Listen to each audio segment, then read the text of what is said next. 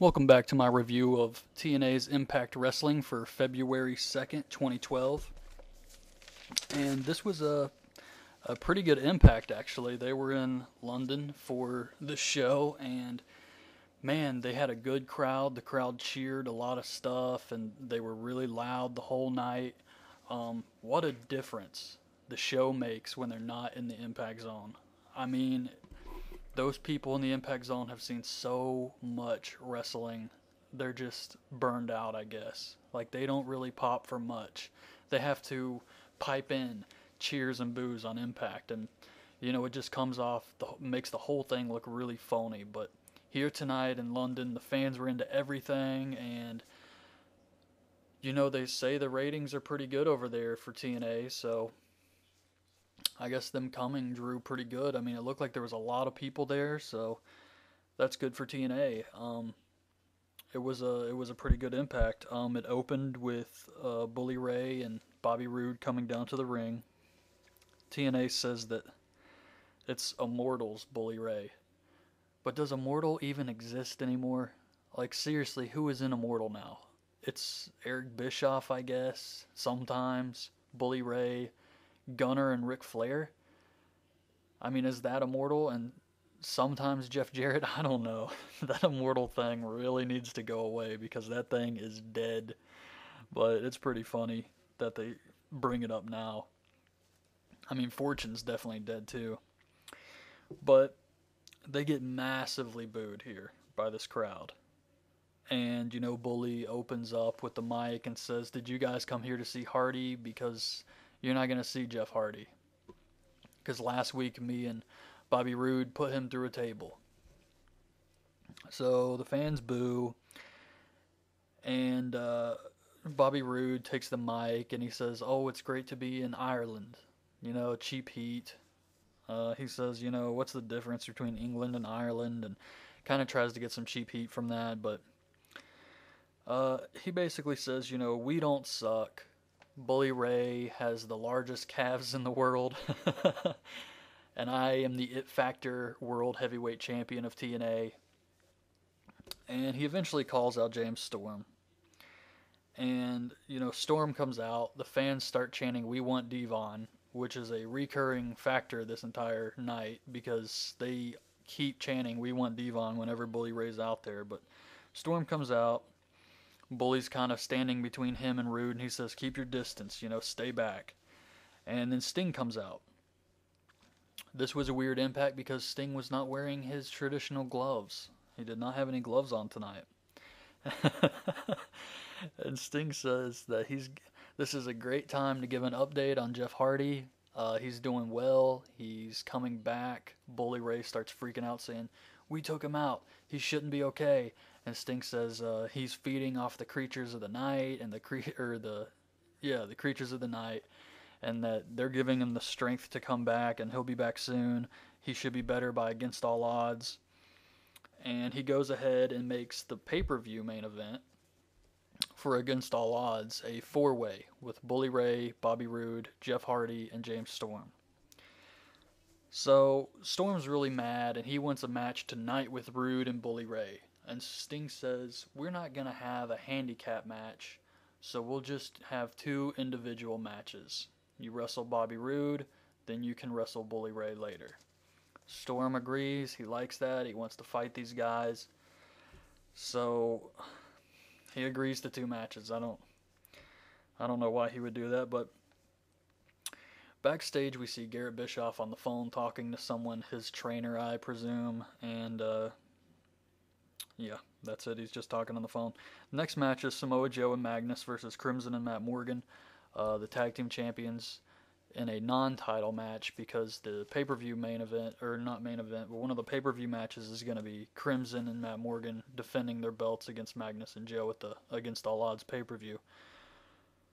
Man, Crimson, this guy sucks. I do not like anything about this guy. He is so boring. Matt Morgan is a little bit better, but Crimson just kills everything for me. Just not a fan of his. Anyway, they do some TNA weirdness where it's a Buckingham brawl match between these four wrestlers which apparently means they flip a coin, and whoever loses the coin toss has to abide by traditional tag team rules. Whereas the people who, win the coin flip get to stay in the ring the whole time. So it's kind of strange, but I get it. So basically, the heels win the coin toss. So Matt Morgan stays on the outside, and Crimson's basically wrestling Samoa Joe and Magnus by himself. So they're beating him down, really getting the heat on Crimson, just destroying him. Eventually, Matt Morgan gets a hot tag. Um, he cleans house for a little bit, but then the other two guys just go right back to work on him. Um, At one point, he goes for the carbon footprint on Magnus, and he misses by a mile. Like, he's doing the bit where Magnus is running from the corner, and he's charging him from the other corner. And he's charging the carbon footprint. Magnus is like halfway in the middle of the ring, or halfway to the other end of the ring.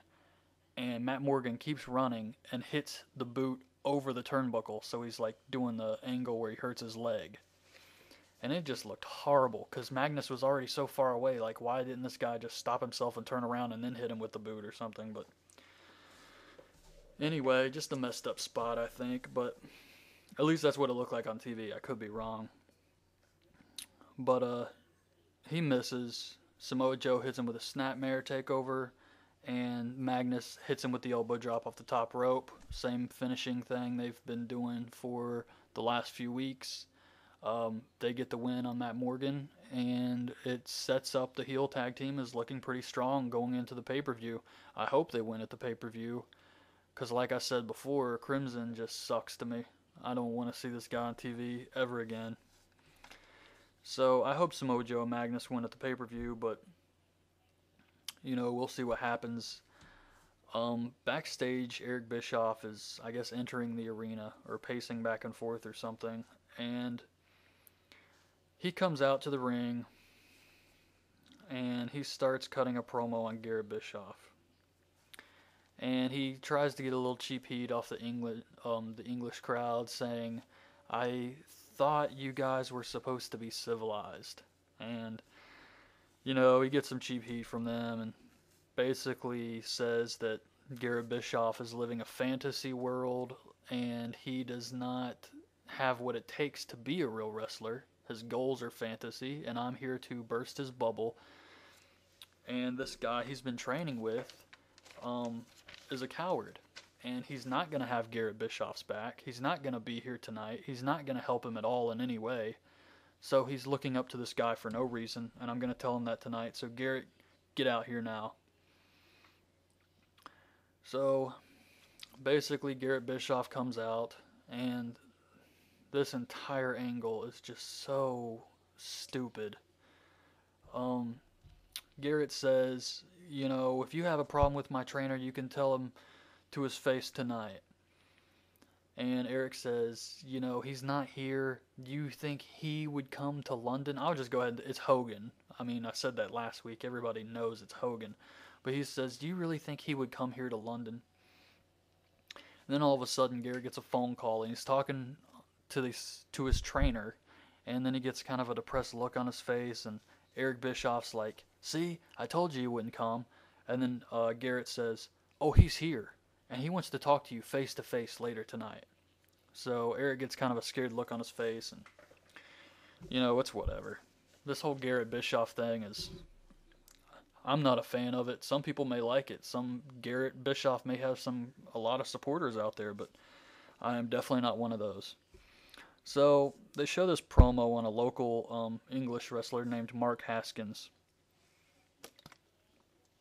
Show kind of a little promo video on his life and career, and he has a match with Austin Aries for the, I don't think it's a title match, but Austin Aries is the X Division champion, so Mark Haskins is wrestling the champion. This was a good match. This kid, you can tell Mark Haskins has a lot of heart. He was pulling out all the stops, hitting a ton of crazy moves. Just looked like he was really beating himself up out there. Austin Aries hits this insane axe handle from the top of the turnbuckle to the outside. and I don't know what he was doing, but in midair he's doing like these karate like maneuvers, and then just hits the double axe handle. That was pretty cool. But the finish is basically Mark Haskins goes up for a shooting star splash, and Austin Aries rolls out of the way, and this guy looks like he landed directly on his face, possibly hurt his neck. Um, but yeah, he got messed up on this shooting star. Austin Aries immediately grabs him, hits the brainbuster, then flips it into kind of a modified camel clutch move, and Mark Haskins taps out. Like I said, it was a great match, but I heard that Mark Haskins was supposed to do some other shows while they're on this London tour, and actually suffered a concussion. So he's kind of he had to miss some dates for the rest of this tour. I don't know if he's on next week's Impact or not, but I know at some point he does get injured and is taken out of a tag team match he was supposed to be in, which really sucks because I know this guy was trying to do his best on TV, and here he is. He gets his shot. TNA's in England, and he gets a concussion. So I feel really bad for this guy, but it's something about these turnbuckles TNA uses. And I remember when they were doing this X Division thing. I don't know if anybody else remembers this.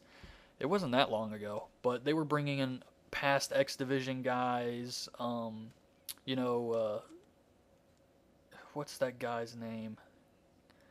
Oh man, anyways, I can't remember all these guys' names, but they brought in a lot of X Division wrestlers, and it's when they first brought in, I think, Zema Ion and Tony Nese, and they had all these guys fighting for a TNA contract.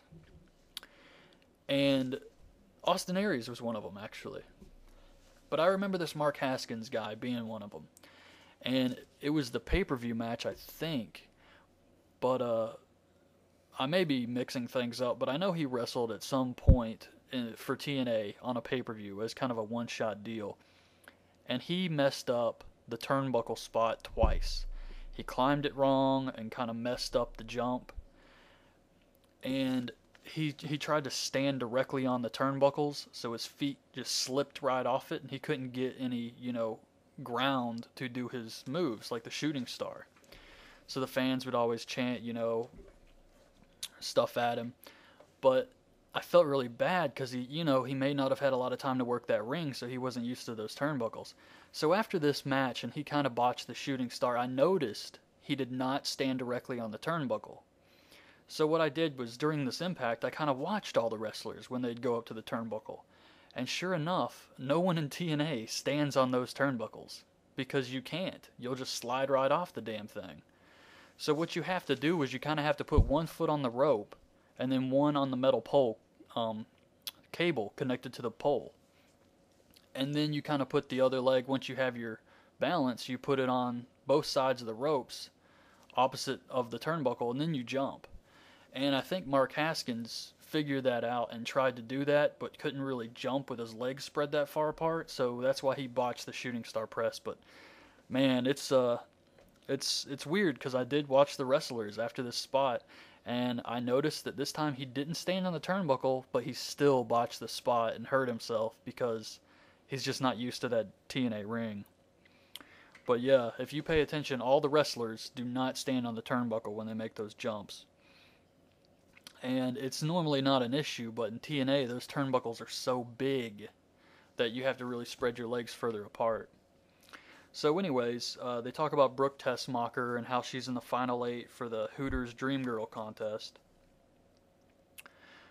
which is good for her.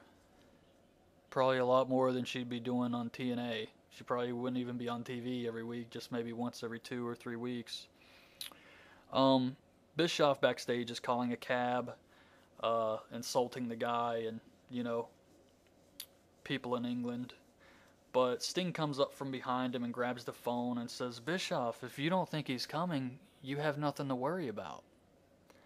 So he kind of guides him back into the arena. The next match is James Storm versus Bobby Roode in a non-title match.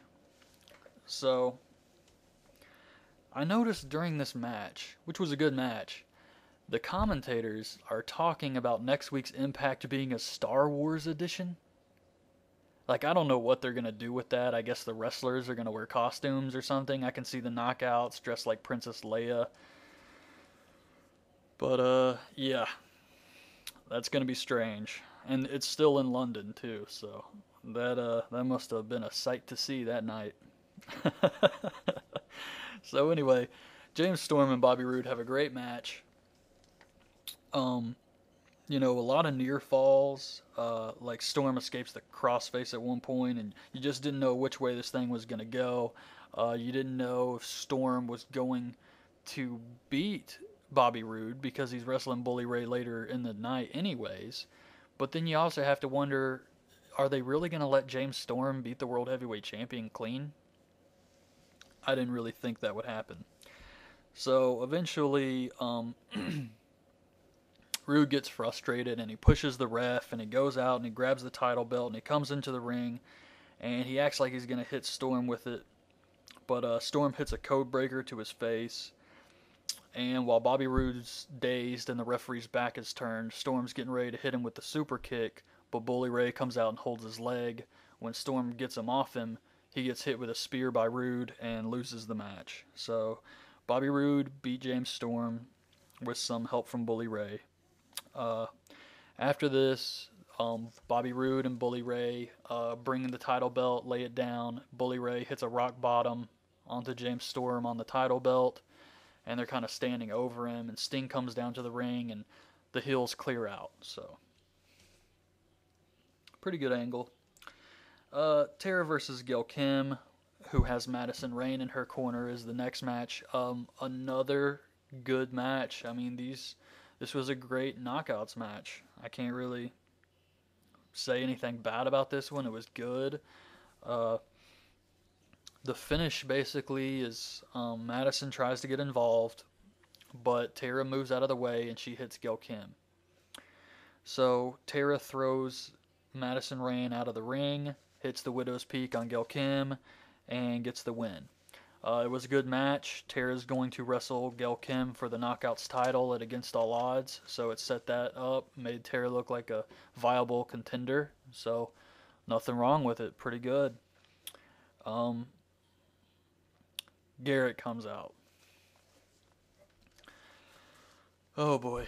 Garrett says, I wanted to say thank you to all my supporters, to all the fans, everybody who's had my back during this. Thank you. He goes on to basically say, I want to introduce the trainer to you all, and Eric Bischoff comes out instead. And he has Gunner with him. So, yes, Immortal is definitely a team to be feared. Come on. Gunner, Bischoff, who else did I say? Bully Ray. I mean, who doesn't even come out with these guys? So how can you even say they're a group? How can this even be Immortal when they don't ever come out together and they have no involvement in each other's feuds? It doesn't make any sense, but anyway, Eric says he's not here, he's not coming, and you need to just give up this fantasy because it's never going to happen. You're never going to be a wrestler. Get a realistic goal, and if you don't stop doing this, you're going to get hurt. And basically he's using Gunner to threaten Garrett Bischoff, but Hulk Hogan comes out. Fans are cheering for him. A lot of Hulk Hogan fans in the crowd. He gets in the ring and immediately starts trading shots with Garrett Bischoff on Gunner. You know, Hogan hits him, then he turns and Garrett hits him. They go back and forth. Gunner basically rolls out of the ring. Then they look at Eric Bischoff and they go over to beat him up, but Gunner pulls him out and they escape. Hulk Hogan poses in the ring, does the ear thing, tears his shirt off, the crowd's cheering. That was it, really. There's your trainer angle. Don't know what else they're going to do with this, but basically backstage, Hogan and Garrett are cutting a promo. Hogan says all the London Hulkamaniacs are here and they're going to sniff Eric Bischoff out, and he can run, but he can't hide from the Hulkamaniacs. Garrett says he loved the look on Eric Bischoff's face when he saw Hogan come out. And then he says, this is where it gets really crazy. Hulk Hogan starts talking about how it's been 18 years since he's been in England, and the fans love him, and they missed him, and he's really happy about that. But TNA is really important right now, and they're very very close to being the greatest wrestling company of all time. He says, "Man, you can't believe how close TNA is right now." He says, all I see in the future for TNA is greatness.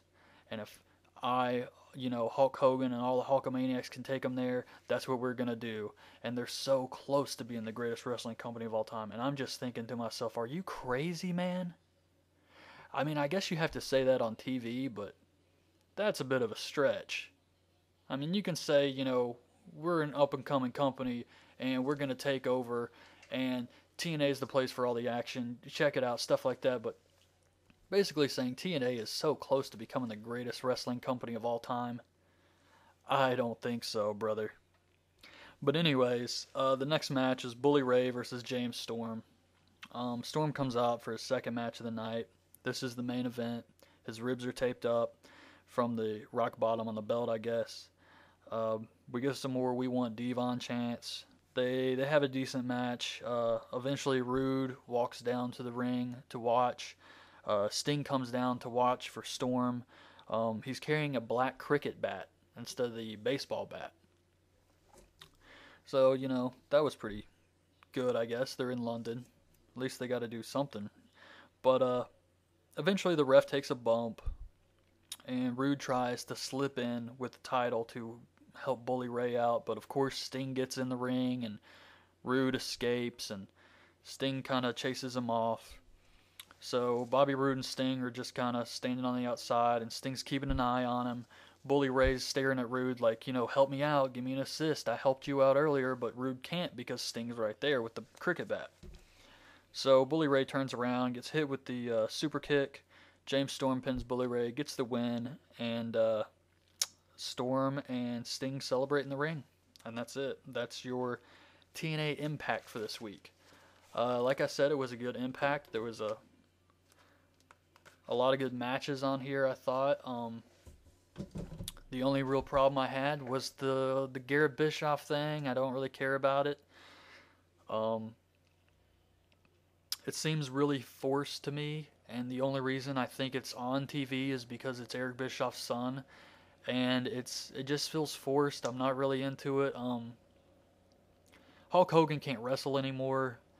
I've seen some footage of him in London for the tapings when they eventually do like this tag team type thing, and he can't even hit a leg drop anymore. It's just, I don't know. I guess he hadn't been there in 18 years, so seeing him in the ring can be cool, but he really can't wrestle, so using him in an angle is, at this point, and then trying to get a match out of him, I don't see the need for it. He should just be a mouthpiece. Sting should just be a mouthpiece. And I don't know. I'm just not big on that angle. But otherwise, a great Impact. And hearing Hogan say that TNA is on the cusp of becoming the greatest wrestling company in the world is pretty entertaining in and of itself. So I gotta say, this was not a bad Impact. And next week will be the Star Wars edition. Oh man, can't make this stuff up. So I hope you guys like this review. I hope you subscribe to my channel. I hope you hit the like button. And I hope you leave some comments or have any wrestling questions you want to ask me or just any other questions. Please do so. And I will be back tomorrow with a review of Friday Night SmackDown. So thanks for listening. Bye.